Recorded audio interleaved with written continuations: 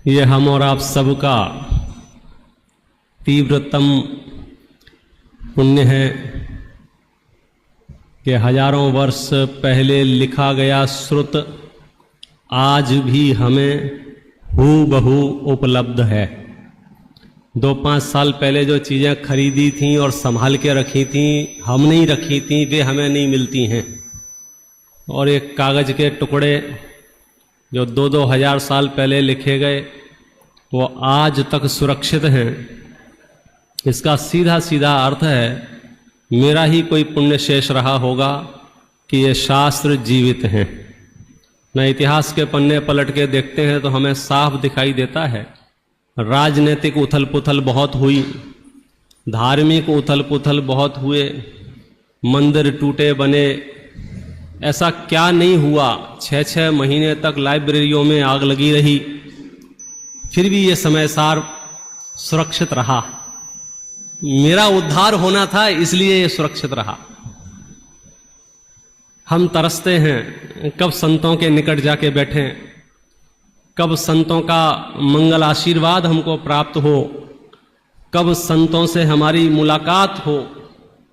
चलो हम आप सबको ले चलते हैं आचार्य प्रवर कुंद कुंद देव के चरणों में और सीधे उनसे बात करते हैं, महाराज अब तो मुझे इस भव में भव का अभाव करना है। जैन शासन का ये वो कोहिनूर है कि अगर हम इसको ज्ञानियों की दृष्टि से देखें तो जिन जिन ने समय सार की नजदीकी प्राप्त की है और उनके मुखारविंद से जो वचन निकले हैं, जो अहोभाव जन्मा है, वो कोई अद्भुत है। स्वयं आचार्य अमृतचंद्र देव लिखते हैं इसके समान जगत में दूसरा कोई चक्षु नहीं है। जो इससे दिखता है वो आपसे किसी से नहीं दिख सकता है।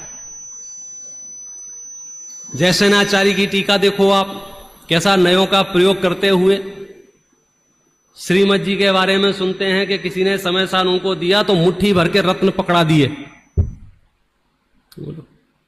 आसन्न भव्य जीवों को यह ग्रंथ प्राप्त हो तो सहज ही मन से एक स्वर निकलता है, आ तो अशरीरी थवानु शास्त्र छे। तो हमारा रोमांच हो जाता है कि अशरीरी होने का शास्त्र मुझे मिल गया है। अब इससे ज्यादा और क्या भाग्यशालिता चाहिए।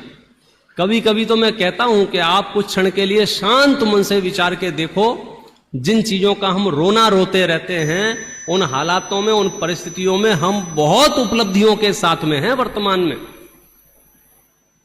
आचार्य कल्प पंडित टोडरमल जी को कौन नहीं जानता है। प्रकांड विद्वान थे, कई भाषाएं उन्होंने खुद सीखी थी। उन्होंने सम्यक ज्ञान चंद्रिका जैसे करणायोग के विषयों पर टीकाएं की हैं। इनके ऊपर गौमट सार, लब्धि सार, छपड़ा सार, अर्थ संदृष्टि जैसे अधिकार लिखे हैं। मतलब कितनी प्रबल बुद्धि रही होगी। और उनकी तीव्र इच्छा थी कि मुझे धवला पढ़ने को मिल जाए। ये उन्होंने लिखा है। 5-7 लोग भेजे भी थे, एक की पर्याय रास्ते में ही पूरी हो गई, फिर भी उन्हें धवला पढ़ने को नहीं मिल पाया। आप सोचो आपका पुण्य इस मामले में उनसे भी अधिक है कि नहीं। बोलो आप आज यदि धवला पढ़ना चाहें तो आपको धवला उपलब्ध है कि नहीं है। हालांकि उसकी अपनी एक कथा है उसके गर्भकाल की और हम तक धवला पहुंचने की, लेकिन अभी तो मुझे सिर्फ एक पक्षी ये बात करनी है कि हम कितनी उपलब्धियों के साथ जी रहे हैं। आपका मन हो धवला पढ़ना है, बोलो पढ़ सकते हो कि नहीं पढ़ सकते हो। आज मन हो कि आज पढ़ना है तो आज पढ़ सकते हो कि नहीं पढ़ सकते हो। कुछ लोग इशारा कर रहे हैं पंडित जी आज नहीं, अभी मन हो, और हम यहां बोलेंगे धवला इतने में तो प्रकट हो जाएगा। रात के 2 बजे भी नींद खुल जाए। बोलो कोई जमाना था शिविर लगेंगी, माहौल बनेगा, सामान बोरिया बिस्तर घर से बांध के ले जाएंगे, बनाएंगे, खाएंगे, प्रवचन सुनेंगे, ठहरने को जगह मिलेगी कि तंबुओं में ठहरेंगे। उन परिस्थितियों में यह प्रभावना शुरू हुई और आज हम कहां पहुंच गए हैं, कितना पुण्य लिए घूम रहे हैं।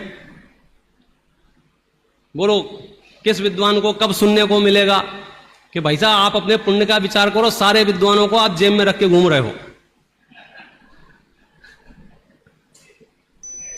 रात के 2 बजे भी गलती ऐसे ऐसे बोल दो जोर से, डॉक्टर हुकुमचंद भारिल ऐसा बोल देना, इतने में तो आवाज आ जाएगी, संतप्त मानस शांत हो जिनके गुणों के गान में, वे वर्धमान महान जिन विचरे हमारे ध्यान में। बोलो, अब मतलब मुंह लटकाने वाली बात तो कोई नहीं रही, मतलब पुण्य की पराकाष्ठा पर बैठे हैं हम, ये कहना चाहते हैं। संयोगों से, शरीर से, मनुष्यपने से, उत्तम कुल से, अन्य सब संयोगों में सबसे श्रुत का सानिध्य मिलना सबसे कठिन और दुर्लभ संयोगों में से है, वो भी मुझे प्राप्त हो गया है।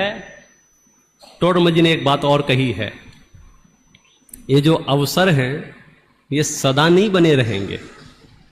हमेशा ऐसा नहीं होगा कि आप बोलोगे और ऐसा भी हो सकता है आप बोलना चाहोगे तो शब्द ना निकले। इसलिए क्या कहना चाह रहा हूं मैं, अब जो होगा तब होगा। जब लो न रोग जरा गहे, तब लो झटत निज हित करो। अब तो मुझे अपने सर्व पुरुषार्थ को, सर्व उपयोग को झोंक देना है। किस बात के लिए? वस्तु के यथार्थ स्वरूप को समझने के लिए। और खबरदार कोई ये बोलेगा कि साहब अभी मेरे हालात ठीक नहीं हैं, थोड़ी परिस्थितियां ठीक हो जाएं फिर मैं ये शुरू करूंगा, झूठ है। परिस्थितियां ठीक और खराब होती ही नहीं है। तुम तो 2, 3, 4, 5 लोगों की तुलना करते हो तो फिर कहने लगते हो ये परिस्थिति अच्छी है, ये परिस्थिति खराब है। परिस्थिति तो परिस्थिति है, अच्छी खराब क्या होती है? किस परिस्थिति का इंतजार कर रहे हो? ये जो आप बातें करते रहते हो ना कि स्वाध्याय करना तो चाहिए, बात तो अच्छी है। दादा बहुत बोलते थे अपने प्रवचनों में, सभाओं में पूछते थे कि इनमें से कभी कभी तो बोले इस पर बताओ कितने लोग हैं जिन्होंने ग्रंथ को आद्योपांत पढ़ा है। सुनने वाले तो होंगे, हमने ये सुना है, इनको सुना। अपने हाथ से 1 नंबर के पन्ने से लेकर लास्ट तक के पन्ने आद्योपांत ग्रंथ पढ़ने वाले सभाओं में कितने से हैं? तो आपका पहला संकल्प ये होना चाहिए कि जब मैंने कुंद आचार्य जैसे आचार्य का सानिध्य मुझे मिल गया है, उनके चरणों में रहने का अवसर मिल गया है, तो अब तो मैं ग्रंथ को अद्योपांत पढ़ के उसका निचोड़ आत्मसात करके आत्मोद्धार करूं। और ये अवसर इस शिविर के माध्यम से, इस शिक्षण प्रशिक्षण शिविर के माध्यम से हम कल्पना, मात्र 18 दिनों में संपूर्णता से आपको इस शिविर में सुनने को मिल रहा है। दोपहर की गोष्ठी के टाइटल भी आपने